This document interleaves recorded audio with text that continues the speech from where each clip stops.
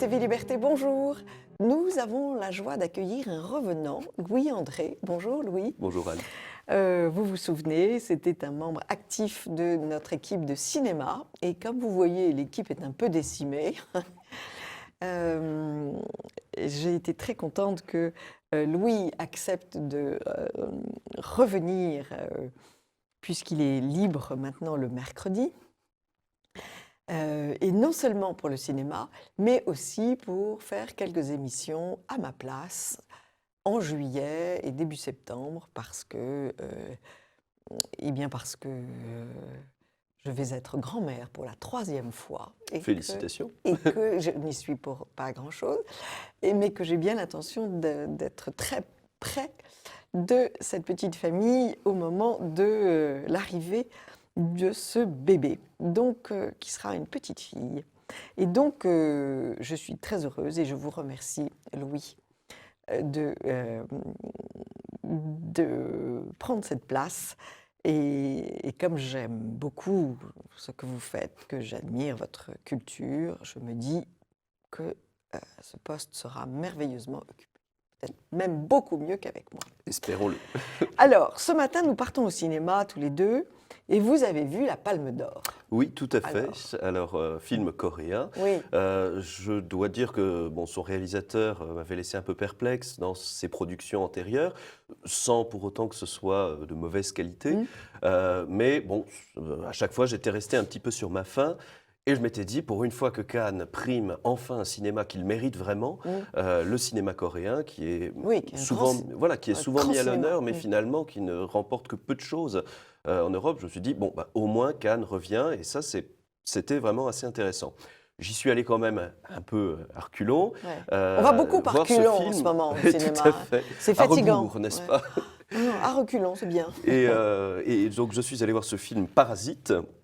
Oui, aujourd'hui, nous allons parler Parasite, pot de colle et chewing-gum. Vous le verrez après, concernant l'autre film que j'ai pu voir, mais il y a un lien. Alors, ce film Parasite est une... Je précise tout de suite que le réalisateur avait exprimé le souhait auprès des médias, des critiques, de ne pas dévoiler l'intrigue, et notamment les scènes finales de son film, pour laisser la surprise au spectateur. Je vais donc suivre sa demande sans pour autant dévoiler les choses. On peut dire qu'il s'agit d'un film relativement social, qu'il s'agit d'une comédie essentiellement, mais d'une comédie qui grince, non? Ah bah oui, qui est à la sauce coréenne. J'ai pu voir, j'ai vu le film à Versailles, et beaucoup de personnes le soir étaient venues le voir aussi, ne sachant a priori pas ce que c'était qu'un film coréen. Pendant une grande partie du film, il ne se passe pas grand-chose. Du coup, j'appréhendais vraiment pour la fin. Et j'ai pas été déçu. Et les gens ont été assez surpris, je n'en dis pas plus. Et c'est très Ce sont réussi. des pauvres qui s'introduisent chez les riches. Tout à fait, qui dans le cadre d'une société complètement sclérosée par les rapports d'argent et de domination. Très éloignés de chez nous. Ah oui, tout à fait. Très éloignés. Et c'est pour cela d'ailleurs que le film est vraiment très intéressant à voir. Et même si on ne connaît pas bien la société coréenne, on peut retrouver très facilement la dimension apologétique dans ce film, destiné donc à toutes les sociétés marquées par le capitalisme et le libéralisme. Et de ce point de vue-là, il faut quand même reconnaître que le film a beaucoup de qualité. D'abord, c'est très bien joué, c'est parfaitement servi, les acteurs sont très justes, les plans sont sublimes, la photographie est de qualité. Le petit reproche tout de même que je lui ferai, c'est qu'il garde trop peu de cohérence. Il y a des histoires, des intrigues qui se développent, et puis qu'on suit un temps, puis qu'on oublie. Et c'est un petit peu le reproche que je lui ferai, un petit peu le même reproche que j'avais fait au précédent film de ce réalisateur. Un film finalement qui ne sait pas trop où il va. C'est un peu bavard? Non, c'est pas trop bavard. On ne s'ennuie pas. On ne s'ennuie pas, et l'intrigue se développe assez vite. Donc, et c'est pas trop violent, la fin? Ce n'est pas à mettre devant tous les yeux, ça c'est évident. Ne pas y aller en famille, absolument pas. C'est vraiment pour ceux qui ont envie de réfléchir. Mais moi, si j'y vais, je vais avoir je vais avoir mes yeux marqués par des scènes épouvantables? Non, non, ce n'est pas dans. Enfin, j'avais parlé il y a de ça quelques J'ai années. pas osé aller le voir, donc j'attendais votre avis. Eh bien, vous pouvez le Bon, voir. d'accord. Maintenant, voilà, la fin est assez surprenante, mais il y a malgré tout, donc malgré ces petits défauts, on va dire, Mais qu'est-ce que ça de veut dire? Ça veut scénarisation. dire, c'est quoi? Ça veut dire que les riches doivent partager? Quel est le sens du Non, c'est film? plus justement le film est plus calme de ce point de vue-là, plus intelligent. Il analyse la façon dont les pauvres deviennent eux-mêmes sclérosés par Mm, ce système et agissent comme de véritables salauds, il n'y a pas d'autre mot, mm. à l'égard même d'autres pauvres. Donc c'est vraiment quelque chose. Un joyeux bazar, diraient nos amis belges. Mais vraiment, on essaie d'entrer dans la psychologie de chaque personne. Et finalement, ce sont ni les riches, ni les pauvres, ni la moyenne classe, on va dire, qui trinquent.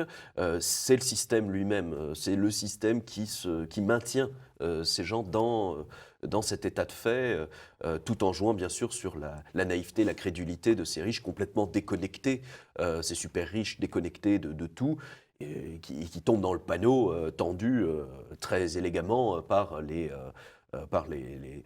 pauvres, justement, c'est cette famille de pauvres, de nécessiteux, on va dire. Après, il y a quand même quelques très belles réussites. J'ai trouvé même un rapport à Rhapsody en août, le dernier film de Kurosawa, Mm. une dimension très poétique avec l'eau, mais tout cela se passe dans les égouts. Donc c'est un petit peu Ouais.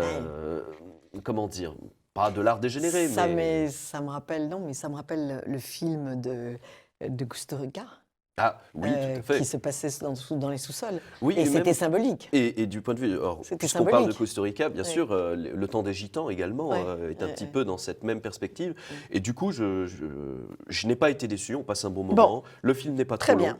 et il mérite d'être vu, mais avec quand même quelques. Bonne palme Voilà. d'or pour une fois. Pour une fois, oui. Alors moi, je vais vous inviter à aller à Lourdes, chers amis de TV Liberté. Et on m'en avait dit beaucoup de bien, et c'est vrai que c'est assez somptueux. C'est deux réalisateurs qui ne sont pas chrétiens, qui filment et qui suivent quatre personnes au profil totalement différent. De grands malheurs, de grands malheurs de santé, des grands malheurs de psychologie.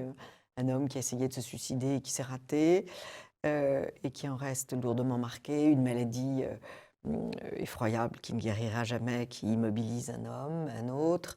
Une jeune femme très, très handicapée aussi et qui en plus de ça souffre la violence de l'école dans laquelle elle est, parce que les autres enfants sont d'une violence à son égard. Et on voit toutes ces personnes offrir leur malheur à la Vierge. Et c'est là le véritable miracle, c'est qu'ils repartent avec un allègement de ces souffrances. Et on se dit finalement, c'est pas le miracle de la santé retrouvée, c'est le miracle de continuer à vivre. Et ça, c'est tout à fait étonnant. Une deuxième chose étonnante, c'est de voir la charité, il faut quand même bien l'appeler par le nom, c'est un nom qui n'est plus très à la mode, mais la charité de tous ces hommes et ces femmes, tous ces hospitaliers, tous ces aides qui viennent transporter les malades, les nourrir, les laver. Tout ça dans une gaieté extraordinaire, une gaieté chrétienne. On est ébloui. C'est donc un documentaire. C'est un Voilà. documentaire. Et puis, de temps en temps, des vues magnifiques. Ceux qui tiennent la caméra savent la tenir. Des vues de Lourdes absolument somptueuses. Et on sort de ce film extrêmement heureux, très touché, parce que c'est un film extrêmement émouvant.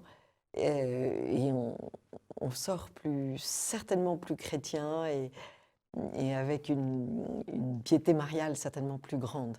Nul n'est heureux comme un vrai chrétien, disait Pascal. Voilà, bravo. C'est pour ça que je vous aime, Louis. La citation qui tombe. Mais je voulais aller le voir, je n'ai pas eu l'occasion, mais c'est très intéressant et on m'en a dit beaucoup de bien. Et y aller en famille, évidemment. En famille, pour faire partager tout cela. Évidemment. Un troisième film, vous avez vu Greta.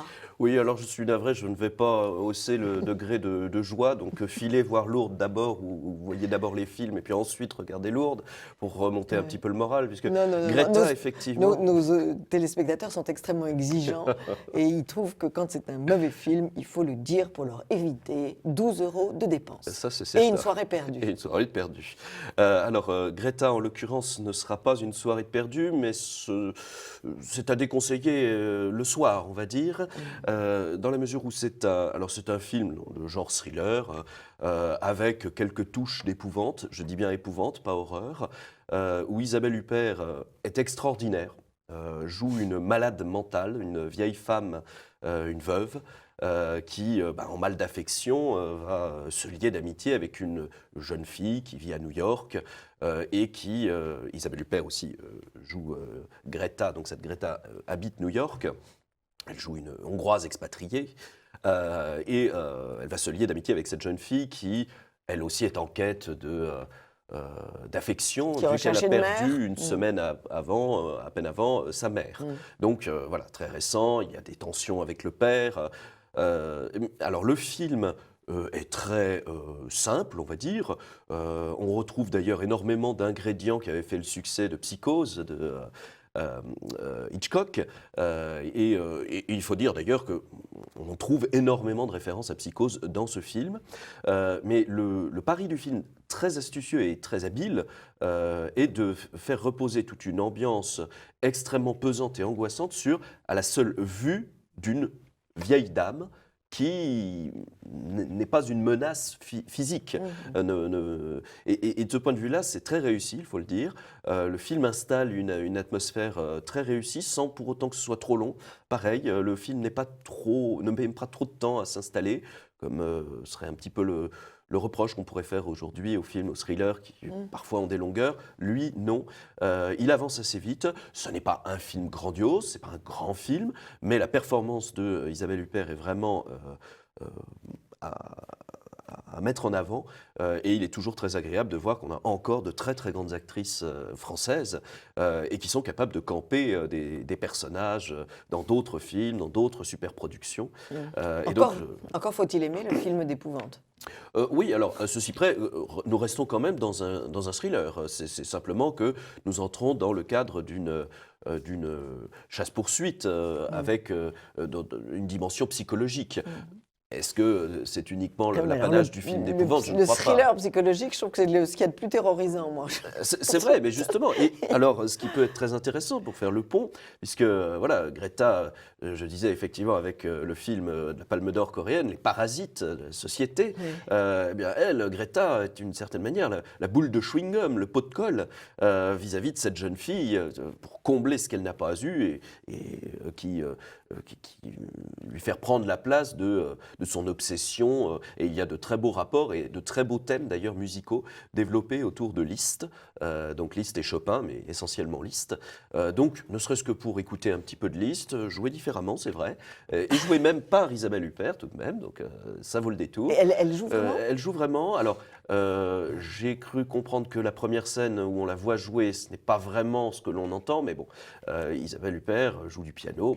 Écoutez, ça permet d'avoir cela et donc de faire le lien. Et puisque vous n'aimez pas les thrillers psychologiques, je ne vous recommande pas le vieux film qui est en train d'être mis à l'honneur ces temps-ci au cinéma, qui ressort, le Shining de Kubrick, et pourtant extraordinaire, éblouissant, mais qui là aussi est un thriller psychologique. Donc c'est aujourd'hui, il est de bon ton de se faire peur. Alors faisons-nous un peu peur, mais au moins avec de grands cinéastes, ça c'est très bien. Merci beaucoup, Louis-André.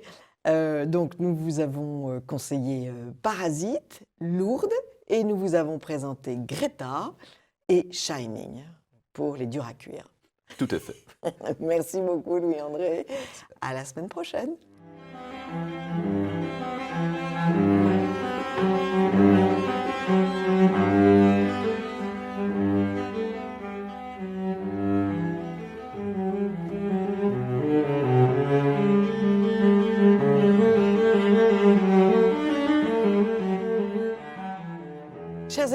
TV Liberté, bonjour.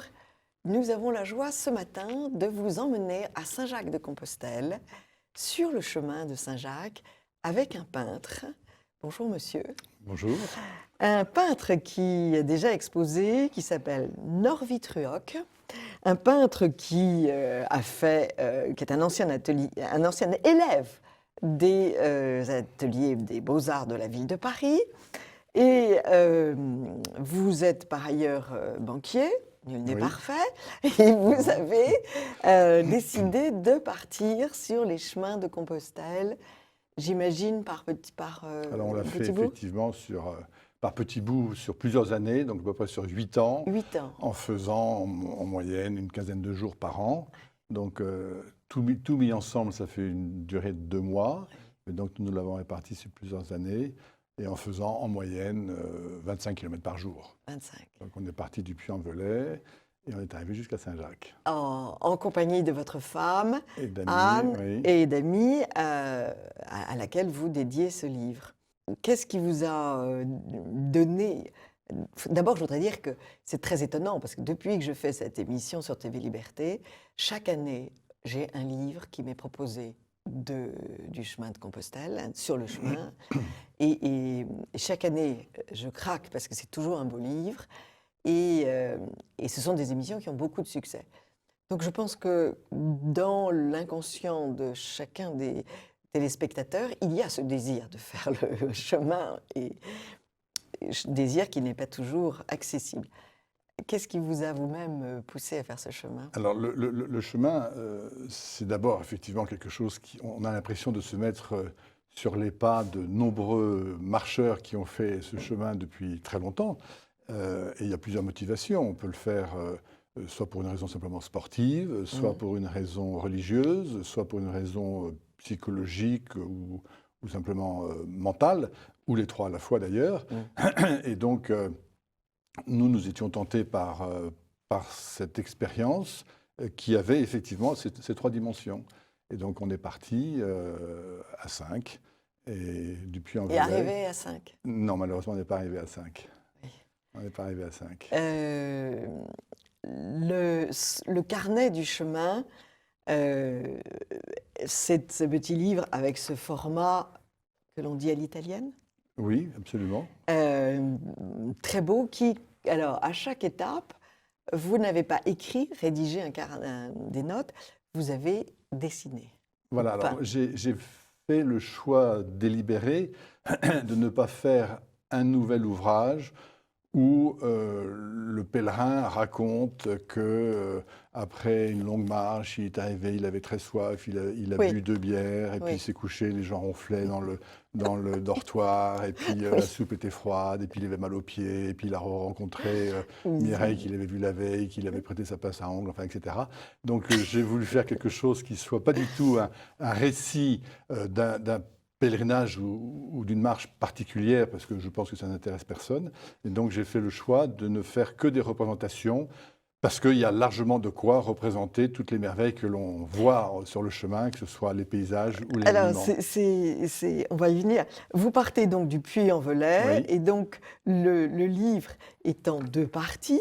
Un tome 1, le chemin français. Absolument. Et l'on retourne le livre, et un tome 2, le Camino Frances, qui est le chemin espagnol. Donc c'est accessoirement une grande première. Vous avez 2 tomes. Donc c'est un livre extrêmement intelligent. Il se trouve qu'en fait la partie française et la partie espagnole sont assez exactement de la même longueur. Donc ça tombait bien. Donc juste au milieu, on change de pays. Alors, la première impression que l'on a en feuilletant ce livre, c'est la multitude de merveilles qui parsèment le sol français et espagnol. Complètement. Alors, bien évidemment, première merveille, les merveilles chrétiennes. Bien sûr. C'est-à-dire c'est quand même un chemin qui est jalonné de chapelle, église, Absolument. oratoire, abbaye, cloître, Exactement. les chapiteaux. Enfin, c'est absolument inouï. Dimanche et lundi, j'étais sur les routes de Chartres dans ma voiture parce que je ne peux plus marcher, mais j'étais sidérée. Il faut dire que j'avais l'œil attiré puisque je sortais de votre livre. Mais de toutes les façons, c'est une réflexion que je me fais toujours, même quand je prends le train. Il y a toujours un clocher Bien dans sûr. notre horizon. Absolument. C'est inouï. Absolument, absolument. Il faut dire que beaucoup de ces bâtiments qui sont le long du chemin ont été faits pour le chemin, pour accueillir les Pour pèlerins. accueillir, oui. Ce sont des hôpitaux, ce sont des gîtes, ce sont des couvents, enfin, etc. Donc c'était le chemin a créé en fait par. Oui, mais c'est valable dans toute la France et dans absolument, toute l'Espagne. complètement, Donc complètement. c'est pas uniquement le Non, non, pèlerinage. tout à fait. Vous parlez d'accueil des pèlerins. La chapelle du Courbin fait partie de cette commanderie des hospitaliers de Jérusalem. Donc Oui, c'était fait pour bien sûr. soigner les pèlerins. Absolument, absolument. Alors, comment faites-vous pour... comment choisissez-vous? Il faut dire que tous vos dessins sont d'une part magnifiques parce que vous avez un don évident, que vous maniez à la fois le crayon noir et le crayon coloré, si je puis Oui, dire. alors j'ai essayé pour ne pas que ce soit pas trop monotone, de varier à chaque étape les différents modes d'expression. Donc il y a aussi bien de l'encre simple, du crayon simple, ou un mélange encre et crayon aquarellable, ou crayon et crayon aquarellable. Qu'est-ce que c'est qu'un crayon aquarellable? C'est un crayon qu'on trempe un peu dans l'eau? Alors c'est un crayon où vous ne trempez pas dans l'eau, vous coloriez, Et après, vous et passez un peu après d'eau. vous passez un pinceau Avec un peu d'eau. avec un peu d'eau, et suivant la quantité d'eau et suivant Ça donne la façon dont vous allez manier le pinceau, vous allez faire des effets qui sont intéressants. Ça fait une matière qui est intéressante. Différent, oui. C'est pas un gros dispositif, parce que j'imagine que vous ne pouvez pas emporter votre chevalet. Non, alors je n'ai pas fait les dessins sur place. Ah non. Non, parce Alors comment vous faites? Parce que quand vous avez marché 25 km, vous avez mal aux pieds, vous avez soif. Alors même si je ne l'ai pas raconté, mais c'est quand même vrai qu'on a... Oui, la réalité vous rattrape. Oui. La réalité rattrape. Et honnêtement, sauf à ce qu'on a disposé de beaucoup de temps, puis on n'est pas prêt à dessiner. Puis en plus de ça, il faut probablement laisser mûrir un petit peu pour que ce soit après les souvenirs réels qui, Donc vous prenez des photos. ressortent. Donc j'ai pris des photos, j'ai fait des croquis et j'ai trouvé des photos dans des livres ou dans des guides ou sur Internet, etc.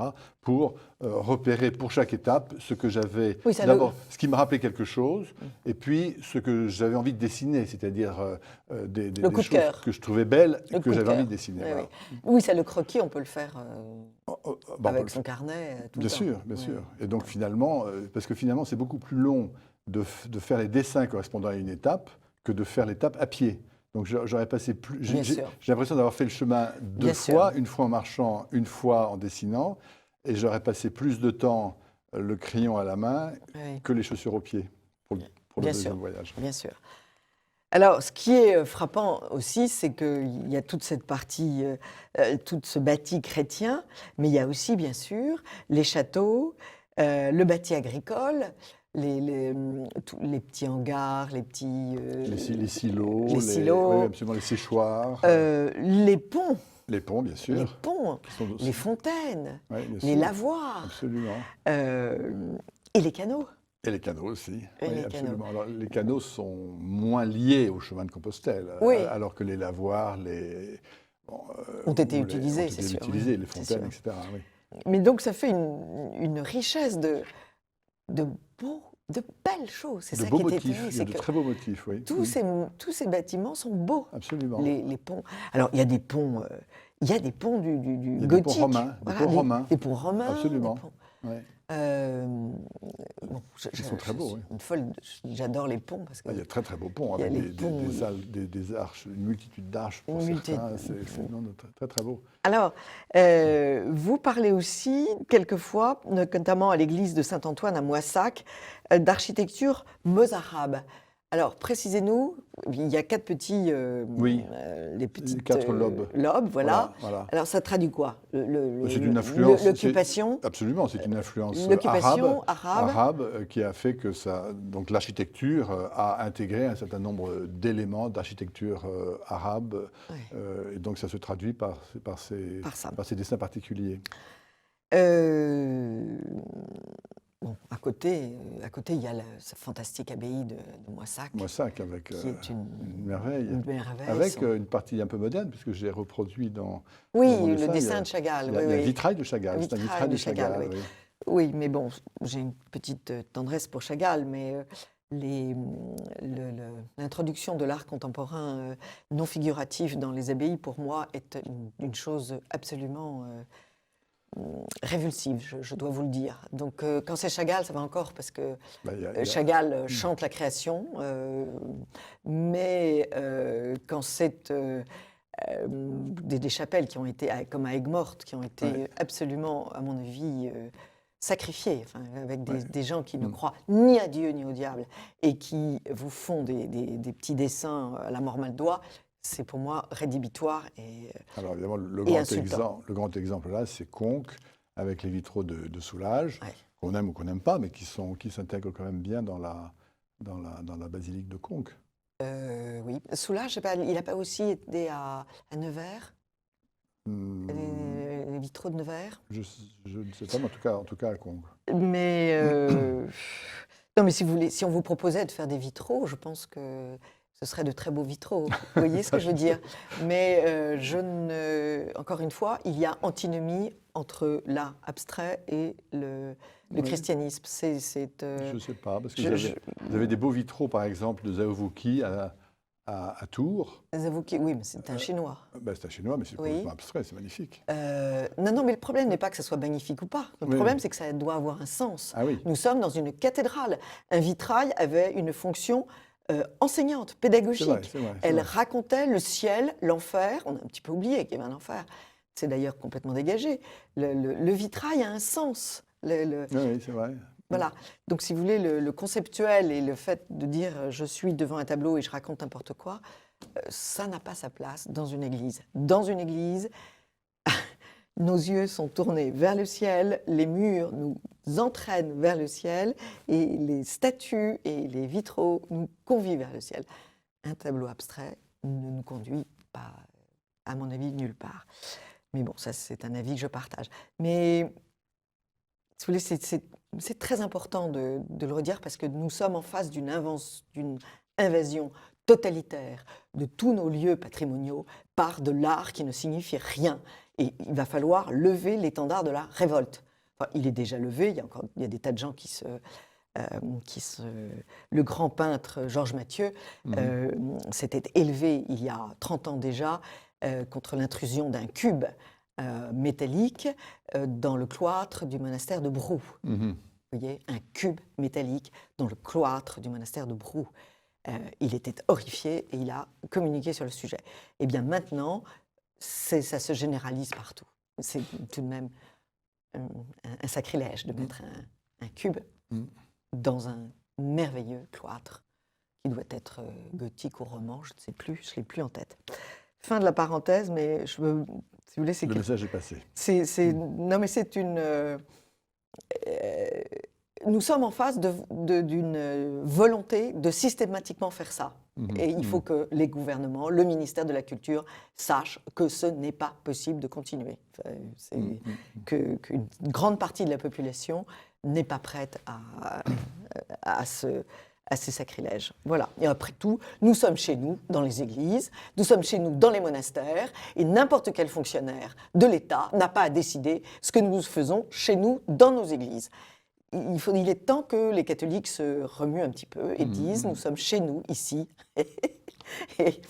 Et n'importe quel fonctionnaire du ministère de la Culture n'a pas à décider à notre place. Voilà, nous sommes affectataires. Ces lieux ont été achetés par notre argent, par l'argent de nos ancêtres, par le travail de nos ancêtres. Et ces décisions administratives et bureaucratiques doivent être légèrement amputées.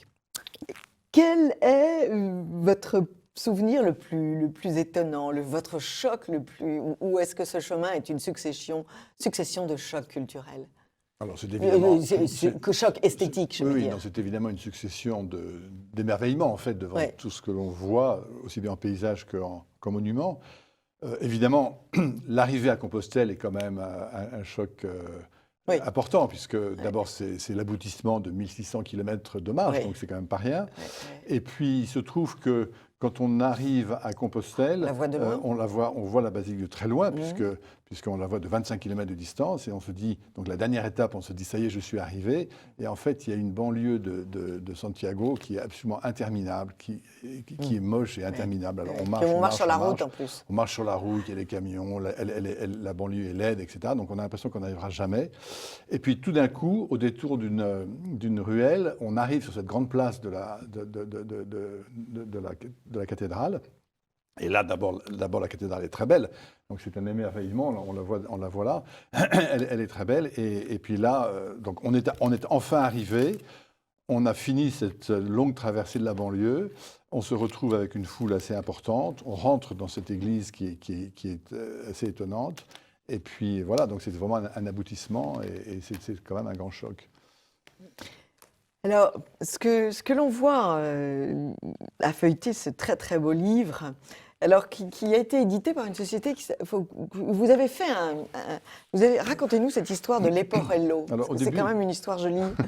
Au début, c'était censé être un leporello.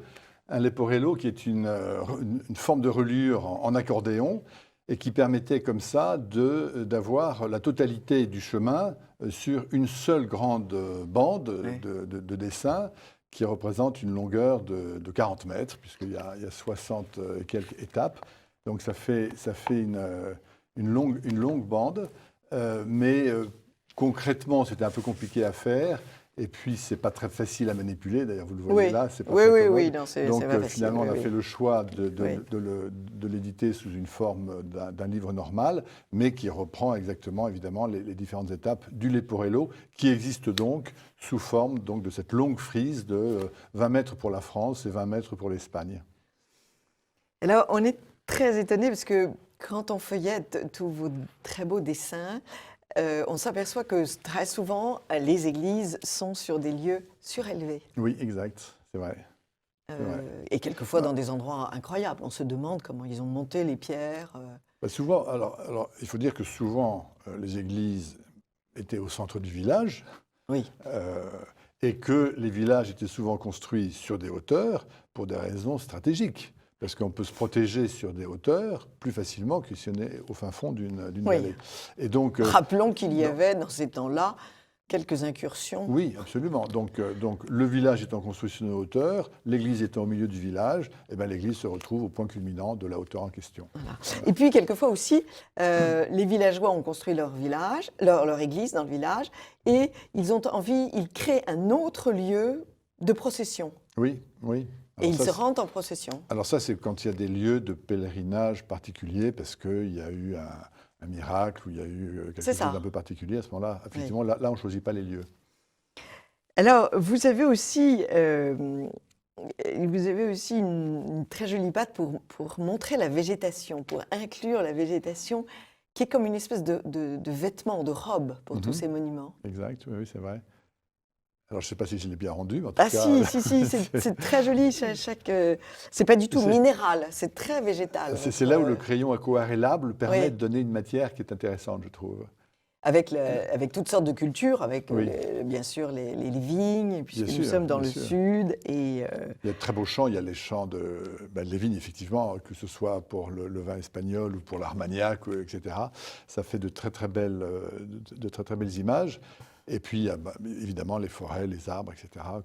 On traverse souvent des forêts et les jeux de lumière dans les arbres ont été intéressants. Et puis, vous montrez bien aussi l'église entourée de son village, l'église en hauteur et le village niché autour de l'église. Absolument.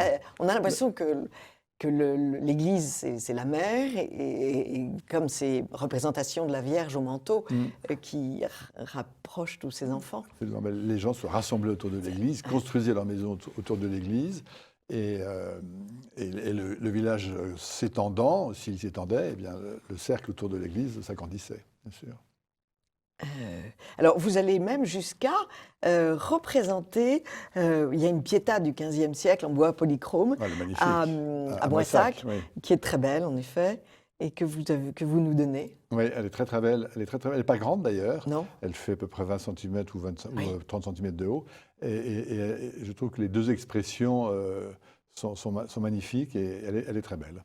Elle est dans une niche dans la nef de l'église de Moissac et c'est une très belle piéta. Oui. Et vos couleurs sont belles. Enfin, le voile de la Vierge, Oui, oui, c'est le très, bleu très du beau. voile de Oui, la oui, c'est Vierge est très, très très belle. C'est une belle leçon d'histoire de l'art. C'est le XIe siècle. Oui, Qui bien sûr. une vague de construction comme on n'en a jamais vu. Absolument. Oui, oui. Et puis il est allé sur une longue période en plus. Oui. Oui. 11e, 12e, 12e, absolument, oui. 13e. Et comment vous expliquez ce blanc manteau d'église qui naît au XIe siècle? Alors ça, il faudrait demander à un historien de la chrétienté, que je ne suis pas. Ouais. Je pense que ça correspond à des cycles. Et donc il y avait un besoin de retrouver un certain nombre de... C'est-à-dire que le pays est de nouveau pacifié Oui. et les villages retrouvent une vie et ils retrouvent une... Mais avec en même temps des grandes catastrophes, des épidémies terribles, etc. Donc, Ouais.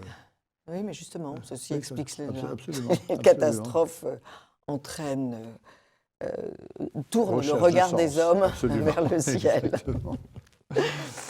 Euh,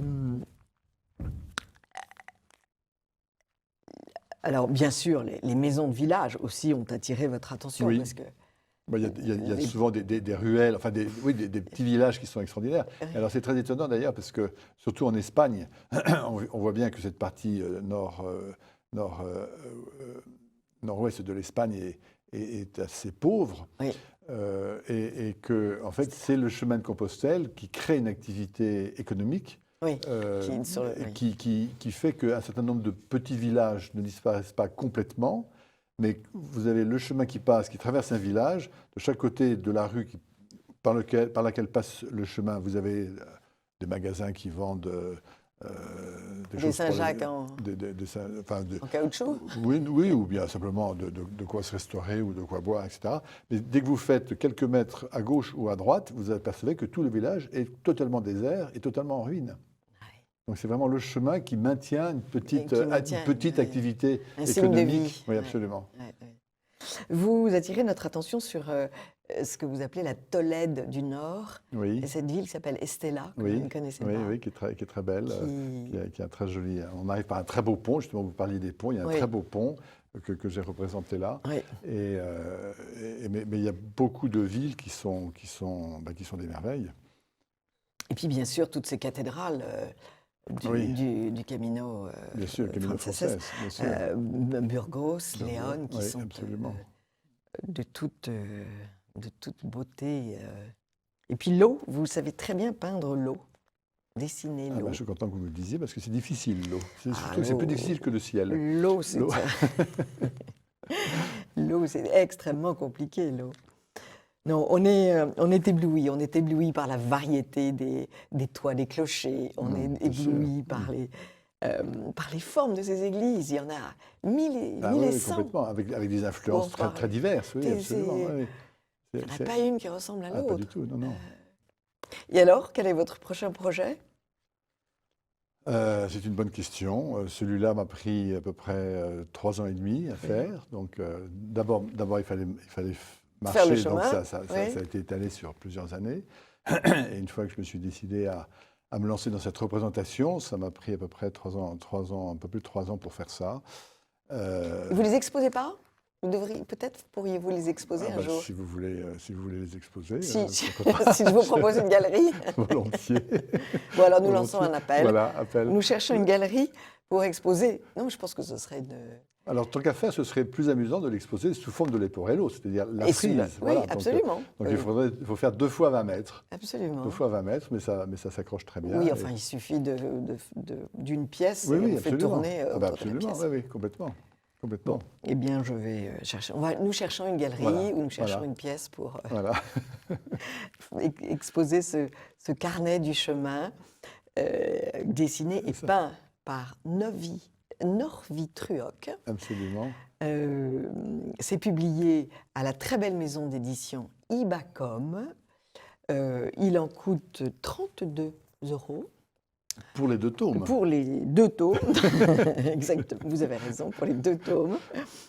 Et merci beaucoup, monsieur, pour cette promenade extraordinaire sur ce chemin qui comblera tous les amateurs de pèlerinage et les amateurs de peinture et ceux qui aiment la chrétienté, puisque c'est le chemin de la chrétienté. Absolument.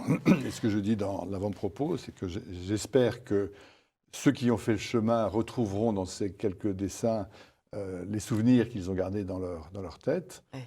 Et également que peut-être, si ça pouvait susciter des vocations pour des gens qui, en voyant ça, se disent « je voudrais voir réellement toutes ces merveilles, je veux partir, donc j'y vais ». Donc là, le but serait tout à fait atteint. Vous avez tout à fait raison. Très modestement, moi je dis qu'il y a un petit moyen d'être sur ce chemin, c'est de louer un camping-car quand vous êtes soit un peu vieux, soit que vous avez des enfants en bas âge qui ne marchent pas trop. Vous louez un camping-car. Oui, absolument, bien sûr. Et vous marchez, enfin, vous roulez sur ce chemin et vous arrivez dans ce Finistère, au-delà de Saint-Jacques-de-Compostelle, où les pèlerins brûlent leurs vêtements pour brûler en quelque sorte leurs péchés et repartir l'âme neuve et légère. Je l'ai représenté. Vous l'avez représenté. Oui. Absolument, je l'ai vu. Et c'est un grand moment très émouvant.